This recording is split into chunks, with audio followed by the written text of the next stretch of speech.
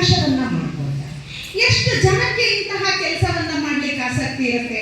ನನಗೆ ಬಂದು ನಮ್ಮ ಮಕ್ಕಳು ಮ್ಯಾಮ್ ಅಲ್ಲಿ ಹೋಗೋಣ ಅಂತ ಅಂದ್ರೆ ತಡಿ ಆಮೇಲೆ ಹೋಗೋಣ, ಇದು ನಮ್ದು ಉತ್ತರ ಆಗಿದೆ.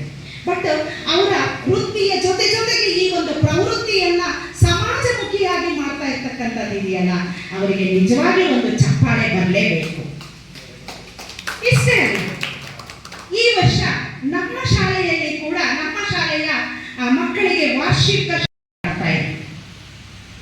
ಬೆಂಗಳೂರಿನಲ್ಲಿರ್ತಕ್ಕಂತಹ ರಾಷ್ಟ್ರೀಯ ನಾಟಕ ಸಂಸ್ಥೆಯಲ್ಲಿ ಅವರು ಅಭ್ಯಾಸವನ್ನ ಮಾಡಲಿಕ್ಕೆ ಸೇರ್ಕೊತಾರೆ. ಅಲ್ಲಿ ದೊಡ್ಡ ದೊಡ್ಡ ವ್ಯಕ್ತಿಗಳ ಪರಿಚಯ ಆಗತ್ತೆ. ಆ ಪರಿಚಯದ ನಂತರ ಅವರು ಹೊರಗೆ ಬರ್ತಾರೆ.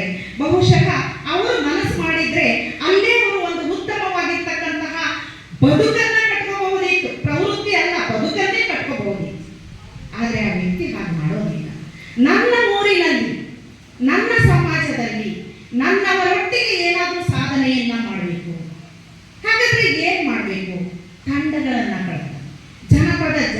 ಜನಪದ ಜಗುಲಿಯಲ್ಲಿ ಆ ತಂಡವನ್ನ ಇಟ್ಕೊಂಡು ಜನಪದ ಹಾಡುಗಳನ್ನ ಆಡ್ತಾರೆ, ಜನಪದ ನೃತ್ಯಗಳನ್ನ ಮಾಡ್ತಾರೆ. ಇವತ್ತಿಗೂ ಆ ಕೋಲಾಟಗಳನ್ನ ಅಭ್ಯಾಸ ಮಾಡ್ತಾ ಇರ್ತಕ್ಕಂಥದ್ದನ್ನ ನಾವು ನೋಡ್ತಾ ಇದ್ದೇವೆ. ಹಾಗಾದ್ರೆ ಇಷ್ಟಕ್ಕೆ ಮುಗಿತಾ ಇಲ್ಲ, ಒಂದು ಟ್ರಸ್ಟ್ ಅನ್ನ ಮಾಡ್ತಾರೆ. ಆ ಹೆಸರೇ ಪ್ರತಿಮಾ ಟ್ರಸ್ಟ್. ಇವತ್ತು ಅದರ ಒಂದು ವೇದಿಕೆಯಲ್ಲಿ ನಾವು ಕೊಡಲಿದ್ದೇವೆ.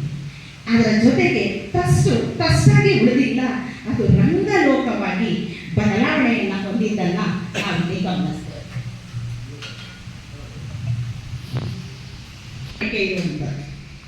ಅದಕ್ಕೆ ಹೊರತಾಗಿ ಪ್ರತಿಮಾ ಟ್ರಸ್ಟ್ ಕೆಲಸ ಮಾಡ್ತಾ ಇದೆ ಅಂದ್ರೆ ಬಹಳ ಹೆಮ್ಮೆ ಅನಿಸುತ್ತೆ.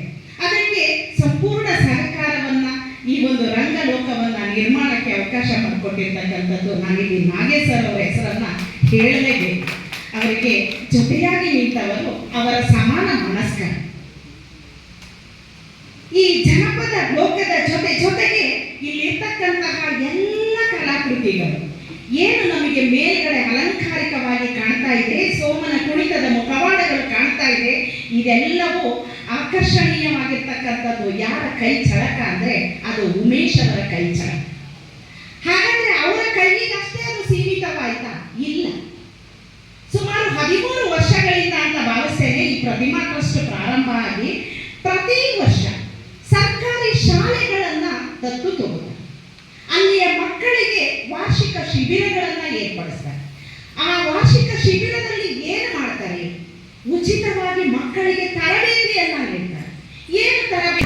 ಸಾಹಿತ್ಯದ ಬಗ್ಗೆ ಮಾಹಿತಿಯನ್ನ ನೀಡ್ತಾರೆ. ಮಕ್ಕಳಿಗೆ ಕೋಲಾಟವನ್ನ ಕಲಿಸ್ತಕ್ಕಂಥದ್ದು, ಕಂಸಾಳೆ ನೃತ್ಯವನ್ನ ಮಾಡ್ತಕ್ಕಂಥದ್ದು, ಇದೆಲ್ಲವನ್ನ ಕಲಿಸ್ತಾರೆ. ಹಾಗಾದ್ರೆ ಇದಿಷ್ಟೇ ಒಂದು ಲೋಕನ? ಇಲ್ಲ, ಇಡೀ ಸಮಾಜದ ಪರಿಚಯವನ್ನ ಮಾಡ್ತಾರೆ. ಸಮಾಜದಲ್ಲಿ ಇರ್ತಕ್ಕಂತಹ ನಾವು ನೋಡಲಿಕ್ಕೆ